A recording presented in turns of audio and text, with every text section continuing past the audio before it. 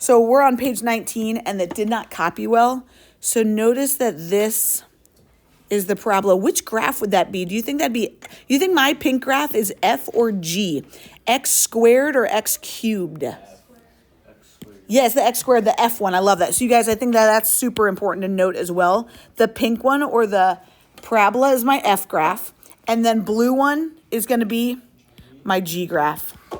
I love it. So you guys, let's go. And it says, hey, find the region of the areas between them. We did this yesterday. What's the difference between today and yesterday? There's like 2 different areas. Oh, gosh. And so would I have different bounds? Yeah, that's exactly what the difference is today, you guys. So how would we find this cute little green area? Intersect. Graph it. We're going to graph it. I didn't say that you could use a calculator, and I should have. We get to graph it. And then you look for the intersect and then use that as your bound. Yeah, and then what? And then plug in the integral of g of x minus the integral of Close, Stevie. You just flipped them. Oh. What? Because don't we have to do upper minus lower?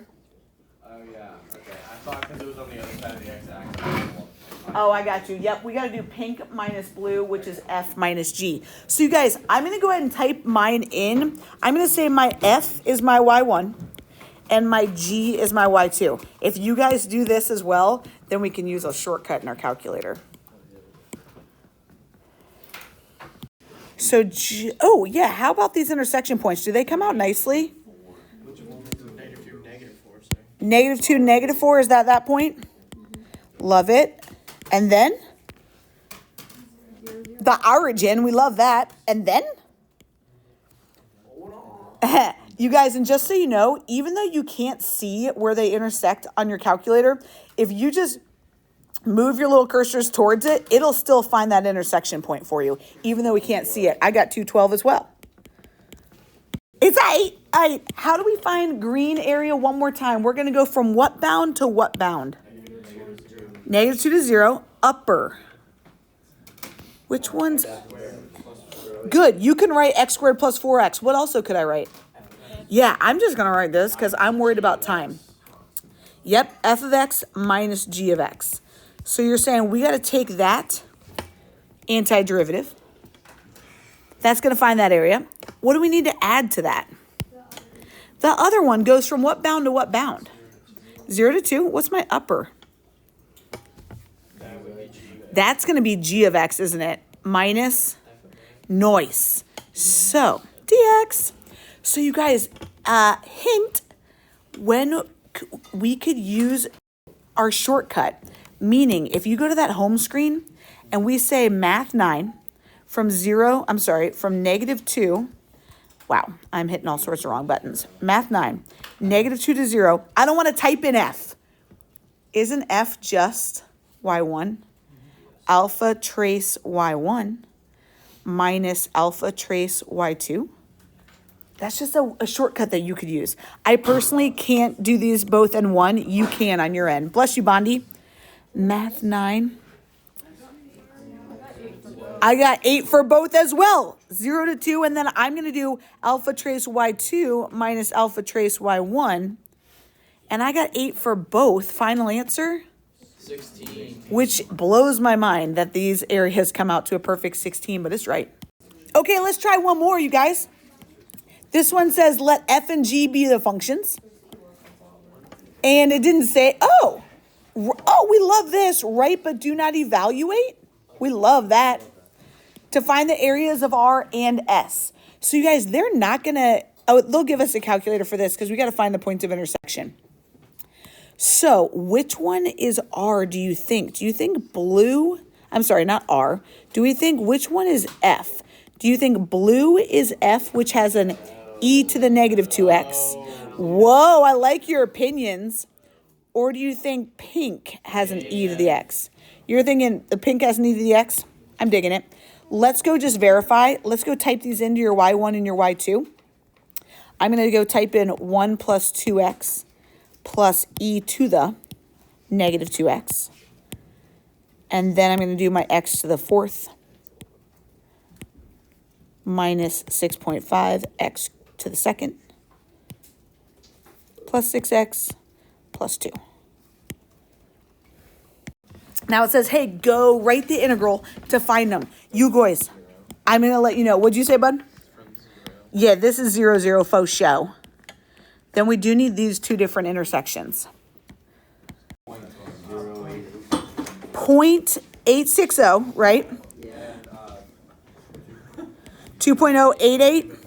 Great. And I don't even care about those the y coordinates. Okay, y'all. To find the area of R, what are we going to write, y'all? Integral from 0 to 0.86. Love it. I know I'm going to write the color by it because it helps me to, that one was my f of x, and then I'm going to color code it. This one was my g. I agree. G was blue. So blue minus pink would be g minus f. I love that. And you can just write g minus f plus 0.860 to 2.088 f minus g. So if the only difference from today and yesterday, so on this guy, it says, hey, which of the following gives the area enclosed by the graphs? Here are the graphs. The graphs that they gave us are g and y equals x. Which one do you think? Do you think that, do we think that green is g or y equals x? G. Yeah, right? Y equals x has to be a straight line. So I'm going to say this guy is g. And then y equals x, we're going to say is this guy. Boo, oop, got to be in pink. Boop, there's my y equals x. Wow, those are really fat, but you get the gist. Y equals x. Okay, so I agree. Say that, Nelson. Absolute values on the outside. Agreed. Absolute values on the outside. To that we say no thank you. So I'm getting rid of C. It's not asking for the total distance, so do we even need? It says which of the following gives the area enclosed by the graph. So let's go with the one that we know. You're feeling good on 3? Yeah. Okay, it's not B, so just hold up. Okay, so do you agree? I do like 3. Stop. I do like 3. Why do I like 3? Because it adds both distances. Yeah, from 0 to 1, did it do upper G minus lower? And then from 1 to 2, it did new upper minus lower. So yeah, 3 is the easy answer. So we're getting rid of A. Oh.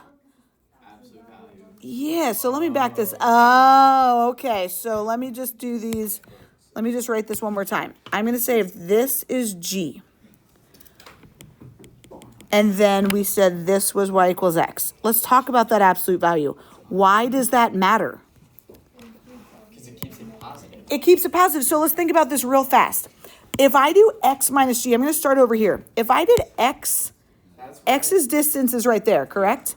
Minus red g distance, would that leave me with green distance? And we like that. We add those all up. I dig that. One more time. Let me back these colors up, actually. If I did black minus red, is that positive or negative? Black distance minus red distance. It'd be positive, right? Because black is longer. So black minus red is going to leave me with a positive number, this number. And is that going to be, what's the absolute value of a positive number? Great. So we feel good about that. Let's go over here. Because they're still saying x minus g. Let's think about this real fast. Here's x. Positive or negative? X minus g, would that make it positive or negative? It'd make it negative, but it'd still be that amount, just negative. The absolute value of it makes it. So that's why 2 is fair game. So the volume of a solid, we're going to say, we're going to add up. We're going to integrate. We're going to sum from some A to B, because they said it, from some A to B. It says the volume of a known cross section. So we're going to say volume is, Nelson, shh, the integral of the area of that cross section. And as soon as we can do that, then we're good. If they named that A of X, we could say that that's the same as A of X, because they named that area of the cross section right there. These are both the same. Okay, so here comes our art skills. You ready? Now you get to not be so judgy on my drawing, because now we got to try it. It says, hey, R is the region in the first quadrant. You guys had this problem yesterday for your homework. You just had part A. I'm going to remind you that this intersection, I'm just going to let you know, this intersection point was, let me just save your time, 3.693, 1.307. You found that yesterday. Which equation do you think is ln versus 5 minus x? ln is the curve. You're saying the curvy one is ln. I completely agree. And the straight one is going to be 5 minus x. Okay, I dig it. Then you guys, this part B of the question says, hey, R is the base of a solid. Boom. R is a base. It's a flat surface. For the solid, each cross section to the x-axis, if I'm perpendicular to the x-axis, aren't I looking like that? Okay, is a square. So you guys, I want you to go draw something perpendicular to the x-axis and then try to have it shoot out towards you. We're trying to make this video. Now that we know it's modeled after, it's easier to see. Now let's try. It says write but do not evaluate an expression giving the volume of the solid. You're like, holy cow. Isn't that just base times height? So volume of the solid is always the integral of the area of the cross section. What's my shape again? A square. How do I find the area of a square? Base times height, but really base times base, right? Because the base and the height are the same. Okay, so from where to where is ln of x my upper function? The whole time. From 1 to 3.693, ln of x is my upper function, right? So I'm going to start with from 1 to 3.693. Oh, wait, I feel like I kind of gave something away. How am I going to find the base or the height of this square? It goes up to ln of x. It's just ln of x because that x value is going to be what anything that they're going to plug in between 1 and 3.693. So if the base of the square is ln of x, what's the height of that square going to be? ln of x. How would I write that? Boom. You just found the area of a square right here is upper minus lower. Isn't ln of x minus 0 just ln of x?